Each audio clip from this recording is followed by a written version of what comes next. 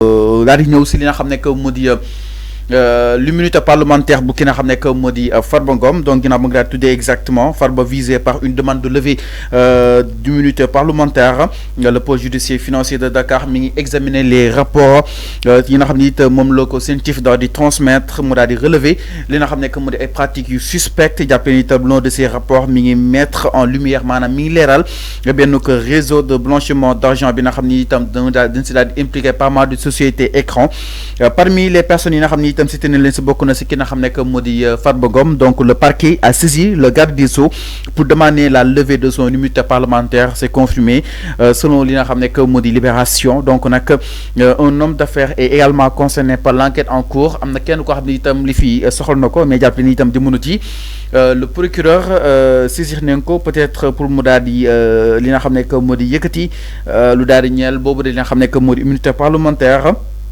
Celle-ci s'appuie sur l'article 66 de loi 2024-8 relatif à la lutte contre le blanchiment de capitaux et vise plusieurs infractions graves bokk na si li nga xam ne moo di association de malfaiteurs bokk na si blanchiment de capitaux, escroquerie sur deniers publics, la corruption, le trafic d'influence et l'abus de biens sociaux donc ay investigations yi nga xam ni itam amoon nañ ko si mi ngi leeral carrément boobu dina xam ne que moo di dossier na nga xam ni itam noonu la daal di tabbee si ay loxoy CENTIF. Alors Arfan parlons maintenant par rapport à la levée probable bu ki nga xam ne que moo di immunité bu Farba Ngom.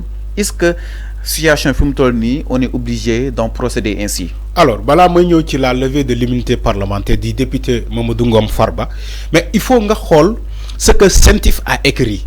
C'est très très très grave. xaw ma ndax yow yaa ngi lire sànq document bi mais c'est très grave.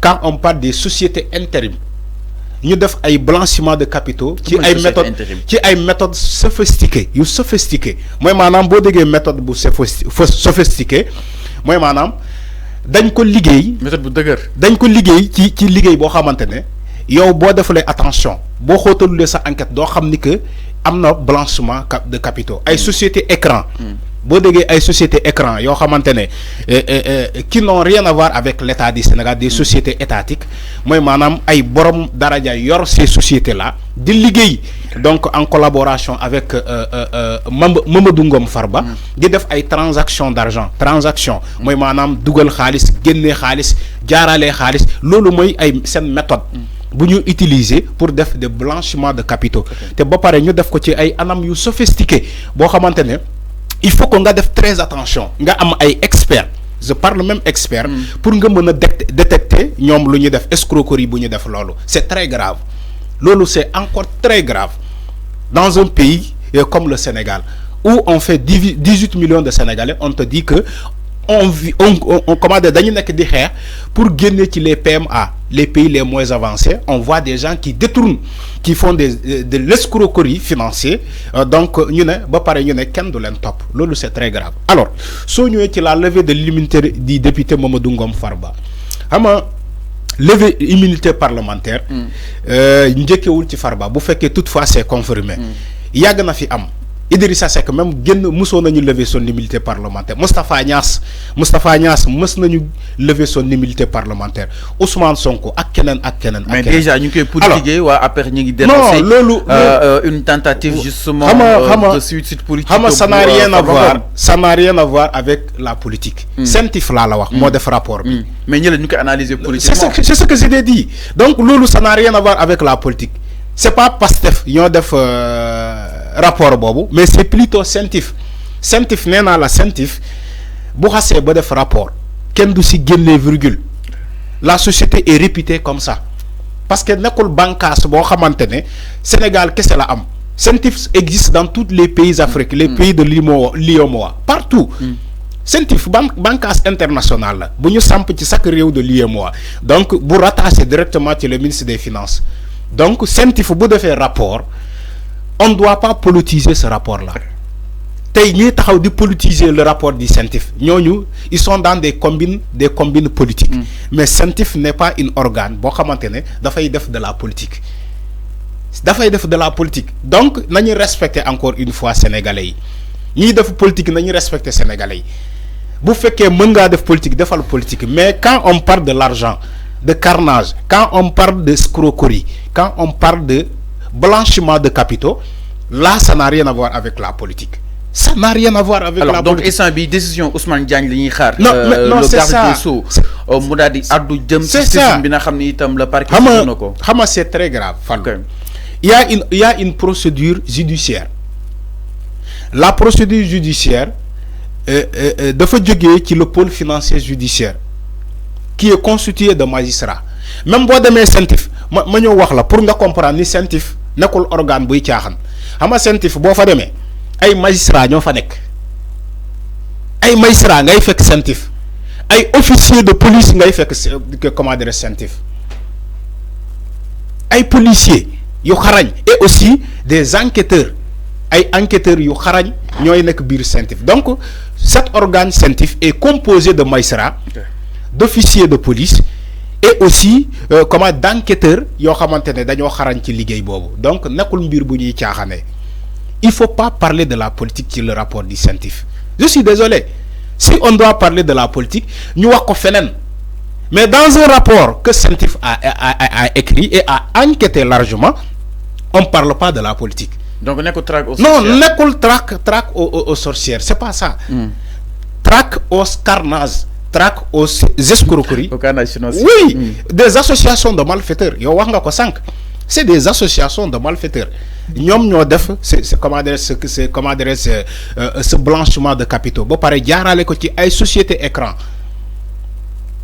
Xana kay li danel na économie xana kay li taxna ay peut-être ay bailleurs di reculer. Toutefois bu ñu régler les situations c'est une haute trahison. Oui, c'est de la haute trahison. C'est de la haute trahison.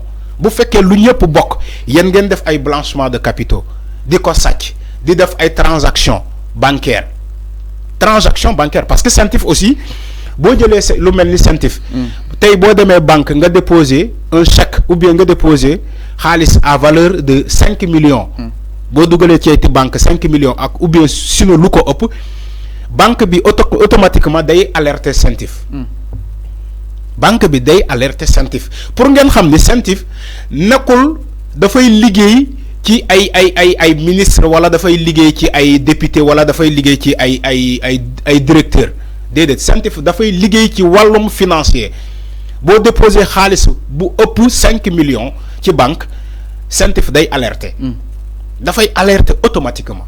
Donc organe bu mel noonu nekkul organe bu ñuy politiser encore une fois organe bu mel ni CENTIF nekkul organe bu ñuy ne woy day topp la day traquer ay des anciens dignitaires de Macky Sall. Donc c'est archi faux képp kuy taxaw di naan CENTIF dafay politique mooy maanaam moom dafa xamul. On peut faire la politique autrement ngeen dafay ko ci seen espace politique et bàyyi CENTIF et bàyyi les corps de contrôle ñoom liggéey bu am solo la ñuy def. Alors bu ñu ñëwee ci la levée mais on risque d'assister oui si bien de tension peut-être si levée immunitaire. Non, il y a pas de tension. Il y aura pas de tension. Il y aura pas de tension. Je suis désolé. À l'Assemblée nationale. Mais il y aura pas de tension dans la mesure où l'autorité judiciaire mooy décréter ni que dafa procéder désormais à la levée de l'immunité parlementaire du député. Vous faites que l'autorité judiciaire procédant à cette levée d'immunité parlementaire de l'honorable député Mamadou Ngom Farba, il n'y a pas d'opposition.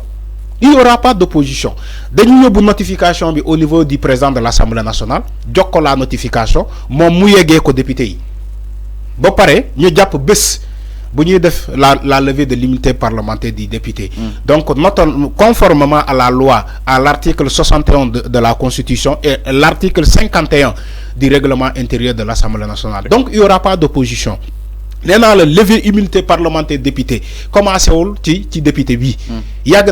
Nous tous, on a vu comment des députés ont été donc levés de leur immunité parlementaire. On l'a vu. Donc, lolo, il faut que les Sénégalais sachent que lolo, c'est comme ça. Fallo. Nous avons affaire bidico politisée encore une fois. Alors. Donc, rien n'est encore plus grave que nous des gens se sont mêlés qui ay blanchiment de capitaux moi manam ci ay aussi abus de biens sociaux ay nit def ko ay nit def ay escroquerie localé ko ak ay société écran di liggéey ci loolu ci ay anam yu sophistiqué ba pare ñu ne non c'est de la politique. waruñu leen topp parce que bu ñu leen toppee dañuy jàpp ni que acharnement la wala ay mbiru fayantoo politique. alors c'est clair mi ngi noonu par rapport ak levée bu immunité bu ki nga xam ne que moo di Farba Ngom foofu sa Assemblée nationale alors ndar ñëwaat si li itam du côté de la régie dañ si